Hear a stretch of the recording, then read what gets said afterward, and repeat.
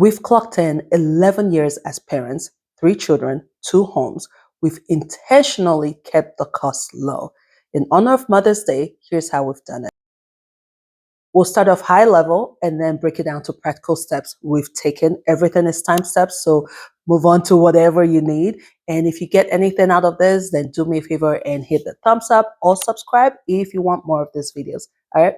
The very first thing we definitely were intentional about is getting rid of the shoulds. Right from the beginning, when we bought the first item for the nursery up until now, 12 years later, yes, I count pregnancy as part of my parenting years. We've gone by this MO. Is get rid of the shoulds and focus more on what we need.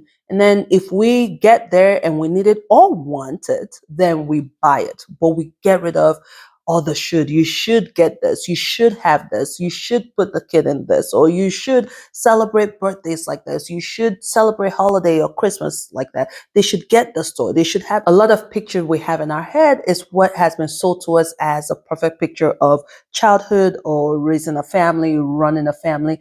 So we try very well to get rid of that mindset and focus more on what we actually do need. We separated quality from price. We've been programmed to think the more expensive it is, then the better quality. Not necessarily true. From diapers to daycare to food to toys to everything, we've understood now. In fact, in most cases, the most expensive is actually not the most efficient for your money. You have to be like Goldilocks. It's usually in the middle, not the cheapest, you know, and not the most expensive. You really want to be in the middle, lower middle. That's where you get the most bang for your money. I learned a great lesson with this. Funny story with my oldest, during baby showers and all, we got the expensive diaper. I'm not going to mention names, but the brand name, and it's what it is. First time mom, right? Well, when the diaper ran out, of course, I went to the store to buy diapers. I'm like, what? Why is it so expensive? All it does is carry poop, and it's expensive. So I wanted to buy the generic brand because dang it, I'm not paying this much money for poop carrier, right? Well, the girl's bum was already used to the expensive stuff and she kept breaking out, breaking out. So for the entire time for her, I had to use the brand name, the expensive diaper. Well, guess what? When I had my second for the baby shower, I let everyone know here is the brand I want, the generic store brand. Buy that because I will not have a royal bum who needs expensive diapers. And for the second one, that was what I used. I used generic diapers, saved me a lot of money. Same thing with daycare. We had the option of enrolling our children. We could afford it, comfortably afford it, into this super expensive daycare and elite whatnot. But then I thought to myself, from age 1 to 5, what exactly are they doing? What are you teaching them from age 1 to 5? They learn ABCs just by watching YouTube ABC videos. They catch on like that. 1, 2, 3, what? They only need basics, and the rest they will start up at preschool and at kindergarten. As long as it has a safe space, it has good teachers, safe environment, and clean and pretty much basic learning ABCs and 1, 2, 3. I don't need to spend uber amount to get quality. Always go with that MO, with that mindset. It doesn't have to be expensive to be quality. We want the best for our kids, but we don't want to throw money away all in the name of getting the best for our kids. We can still give them the best and spend wisely, and they wouldn't know any different. As parents, we have major expenses, right? The housing, food, clothes, and then we have little expenses that seem very inconsequential, but because they happen daily, because they happen a lot, it adds up. And those are the things that actually blow our budget, right? Example would be, we go to the store. Every time we go to the store with the kids, we end up buying stuff. We end up buying, or you go to the store with your child and you always walk out with a toy, even though your house is filled with toys, or your children always want something. So what we've learned as parents is that our saying yes today, just to keep them from being upset or cry, does not keep them from being upset or crying tomorrow. And so if you give in to what they want today, because, as parents, we want our children happy. Nothing makes us more happy than to see them happy. And at that point is, well, what's $20? What's $30? It's no big deal. But After you buy that, tomorrow they see another $20, another $30. And no matter how you explain, I just got you this yesterday, it's still not going to count. They will still be upset. They'll still be sad, right? So we've understood that, and we've tried to keep that from dictating our purchases, right?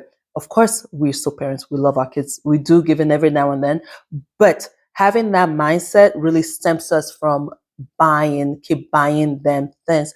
And in some cases, it may be what they think they need, but because we are parents, we know not really, you'll be fine. And so we really try not to give in to what they're saying they want, because we know technically it's not a need. We also know in a matter of time this is going to be old and you're going to get over it, right? So this is our way of stemming that flow of money just going out all in the name of what they want or what the kids cried for, or what they would be happy with. A huge mistake I made when I first got pregnant with my kid is we were at the time in a one bedroom apartment. Well, baby's coming. And so we can't do a one bedroom. We now need two. But Lovett did not do two bedroom. Lovett got a three bedroom apartment because here's how I calculated this whole thing. I figured we need a room, right? The baby needs her room, right? And then I need a guest room because of course family will be visiting. I need them to have a place, and so I got a three-bedroom apartment. Looking back, and after a year, I realized it was the a waste of money, really, because we rarely used the nursery. The baby slept with me the whole time. So I really did not need a nursery, or I could have done nursery slash guest room, because when guests did come, they only stayed for a couple days and that will be it. The lesson I learned from that was that you kids will cost money. Don't rush into it right now, all in the name of should. We should have three bedrooms, right? Understand they are expensive, as they should be. They are a whole human being. You're raising a whole human being. And so you want to stem or keep from overspending until you are required to. Right? It shows up in a lot of things, right? I know as they get older, we're going to need a bigger car. Heck, we do have the bigger car now. But for the first, what, 9 years of parenting, 8, 9 years of parenting, it was a smaller car. When we could still have the car seats in the smaller car, we kept it that way until we absolutely needed a big one, because we couldn't have two car seats. And my older kids, who is my height now, my older child is my height, all three of them can't fit at the back anymore. And so we needed the bigger car. The clothes. I know as they get older, when they get into the teenagers, they want the trendy stuff, and the trendy stuff is usually expensive. Why start as kids? Why start when they don't know any different and they couldn't care less, right? So I'm not spending money buying the expensive clothes or the expensive room setup or the expensive room decor, expensive bed, and expensive shoe. Understand it will cost money down the road. Don't get started now. Keep it cheap while you can, so that later on down the road, when you have to spend more, you average out a lot lower than 300,000. All right, so let's go to some practical stuff that we did to keep the cost of parenting low. All right, starting off with, I'm not going to say the name in case somebody's watching, but my kids got enlightened very fast in terms of what is what and who is who. We're speaking in codes, right? Listen, at first I was cool with it, it's all cute and all, but two things. One, I did not like the idea that somebody else was getting credit for what daddy and I were doing. And one of the major ways I want to raise my kids into this world is that they appreciate what daddy and I do for them and not see it as entitlement. I want them to understand it took hard work and love to get it. And so the fact that somebody else was getting the credit, it did not sit right with me. Another reason too is there was a lot of pressure, because when that special person is the one giving them the thing, it had to be what they wanted. And a lot of times what they wanted was more than mommy and daddy wanted to get, right? When they were babies, you could do it. Oh, you could put anything in there, no big deal. But as they got older, it's like, oh no, that was not a plan. We're not getting that. But when it's that special person, why isn't that special person getting it, right? So for those two reasons, very early, no, it wasn't before 5, but very early, I let them know here's what's down. Here's the real story. That has saved me a lot of money and a lot of pressure. Birthdays. Birthdays are huge in this house. We love them. They're special. We celebrate them. Huge. But we do not go all out for every single birthday, i.e., we do not do this elaborate, invite people or go to a destination or go to a place, be Chuck E. Cheese's or Bouncy House or any of that. We do not do that every single year for every single birthday. Nah, we stick to milestones. 1, 5, 10. And as they get older, 15, whatnot. And as they get older, their taste changes. But the key thing is, a lot of times based on social media, I guess, we see all this elaborate birthdays and whatnot set up for birthdays, and you get the bouncy house and set up and invite people over. We don't do that for every birthday. We could take them alone with their sibling, the birthday person, with their sibling to Chuck E. Cheese or to Bouncy House, but we're not inviting friends because then that costs more money, right? A way of keeping costs down, not just for now, but also to help with their expectation is to help them understand we're not inviting everyone over or having this elaborate thing every single birthday. I feel as though when school first starts for the semester, both fall semester and spring semester, for almost 2.5 months straight, it feels as though there's always something in their backpack where money has to be spent. I know it's PTO, PTA, raising money and all that, and that's great.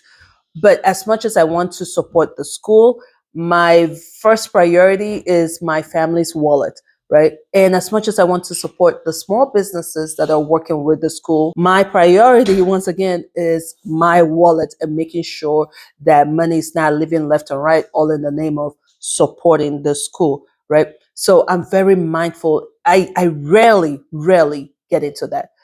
We donate money for whatever we need to donate money for. We do the adopted teachers lounge, all that. But other than that, I rarely give into anything else because the school is focused on raising money for them. I'm focused on keeping money for us, right? Another good example would be those school, what is it called? Book week, where you buy books and whatnot. Well, my house is filled with books already that they did not read. And so why am I buying more? And if they do want more books, we have the library. Our taxes pay for the library. I'm already paying for that. So let's go use that. I have never but into the school book, whatnot. I can't remember what it's called. Those little ways or ways we get to hold on to our money and not keep spending all in the name of parenting. Speaking of what they do use, this also applies to when I buy them clothes or food. I stick to what they actually do wear or eat. I don't like the idea of my kids' closet being uber full with lots of clothes because one, they outgrow them. And so to me, it's a waste of money. Now, because I have three of them and we do a lot of hand-me-downs, they have more than enough clothes. But based on each child's behavior, each of them went through several phases. There was a time one did not like jeans as much as I tried to get her to wear jeans because of the weather. I It did not work. So I stopped buying jeans. Other than hand me down, there's no jeans. We just stick to I call them thick pants, sweatpants. That was what we stuck with. There was a time, as much as I wanted to see my girl in skirts and it's cute and all, no, no, it was all shorts. We stuck with shorts and now she's wearing skirts. Now I buy skirts. Same thing with the tops, Same with food. Yes, I do want my kids to eat vegetables, but they will not eat cauliflower anymore. I'm not buying them cauliflower. It costs money and it spoils and then it's a waste. School pictures. I do not spend money on school pictures. Okay. I buy the bare minimum because there is something about school pictures, the weirdness of it all. It's different from the pictures you take at home. But we take pictures every school year at the beginning of the school year, and I also take on the last day of school. So I already have pictures showing the changes, but I also like that weirdness of school pictures. So what I do is spring of every year is now going to become fall. New school, they don't do spring pictures, they only do fall pictures now. So I buy the smallest package, not the wallet size. The smallest package is usually about $6, and that's it. I don't buy this huge package for school pictures because I don't see the point. Who am I sending these pictures to? Even the smallest package has excess pictures. I'm like, who? I don't even need it. because we now have our phones, right? So family members are getting pictures of them all the time. So unlike before, when you could probably buy that package of 25 or whatnot and share it among aunties and uncles and grandparents, we don't need that now because they're already getting pictures on the daily, right? So I don't spend money on that. And a lot of these expenses may not even be that big, right? So a school picture could be $25, but that's for one child. When you have three children, right there, 75, right? And then spring comes along. So I don't do school pictures except the smallest package I do. I know several people who don't do pictures at all. I just like the weirdness of, they just look different from when mommy or daddy is taking a picture. Back to school is a huge, huge money sucker. Drains money. So here's how I have approached back to school that has saved me a lot of money. From the get go, when they were younger, I did not go with them to buy school supplies. Did not.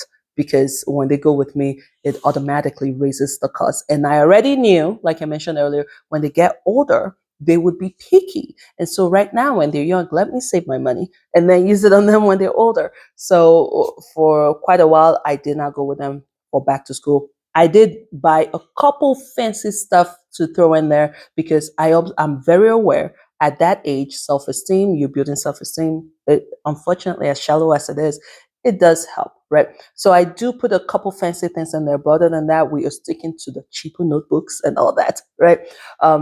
But as they got older and started going with me to buy their school supplies, this is the rule we use. They get the backpacks they want, reasonably priced, but I'm very uh I'm what's the word, flexible with a backpack because they're using that backpack every single day. They're seeing it every single day. So I let them get the backpack they want. I'm not too picky with price. But then we go with this mindset of you get some of your choice things, and then other things we're sticking with the cheaper option, right? So if we have to get, for instance, 5 notebooks, I may do, two very fancy ones that's unnecessarily more expensive than the regular book because it's fancy. The cover is fancy. Fine, get 3 of them. The other 2 will get in the cheaper one, or you get the notebooks of your choice, and then we get the cheaper ruler, or the rulers are cheap. So I pick my battles in strategic places, right? The clothes, the back to school clothes. They may want a fancy shirt, whatnot. We get the fancy, nice top that costs more than it should because it's just a top, and I can get it cheaper. But they want this fancy one with what it says. We get that, and then I get cheaper bottoms or cheaper pants. So we do a balance where I will let you get your choice in a couple areas, and then the other areas, mommy's getting what mommy's getting. I remember telling my husband when we're thinking of number 3, I remember telling him, another one will not cost anymore. We already have the house, we already have car, we already have baby stuff, so another one will not cost. It's not going to cost anymore. And then several times I bring that up. I was naive about that because an additional child meant a bigger car. It also means when you're flying anywhere, it costs more. It was such a stupid statement because it does cost more. So parenting in general is expensive, no doubt about that. There's ways to keep it from being uber expensive because not only are you dealing with the reality of now you have additional amount to feed and whatnot, but you're also working against corporations, companies that are trying to get you to shell out money every single day. Now, don't get me wrong, you do want to put money in places you want to. They're not necessarily needs, but they're part of things that enrich your lives as a family. We have taken the kids to Disney. That's something I should have mentioned. So as much as I'm all for being mindful with spending, it does not mean you do not spend and enjoy this phase of life that you're in, because in a short period of time, these will be grown people out of your house. And so there's certain things you do want to enjoy while they are younger. The key thing is to spend wisely and not let it drain your wallet. There are people who do this parenting thing, raise amazing children, and spend half as much as other people have. Remember, it's not about price, it's about quality. All right. Happy Mother's Day to all of you mamas. And if you're a dad who is filling in as mom, then happy Mother's Day to you as well. I pray your kids grow up to be wonderful, wonderful while contributing adults to society. We don't need any more crazy people running around. So I pray your kids turn out to be amazing, amazing human beings. Make sure you treat yourself to something. You are worth it. You have worked hard.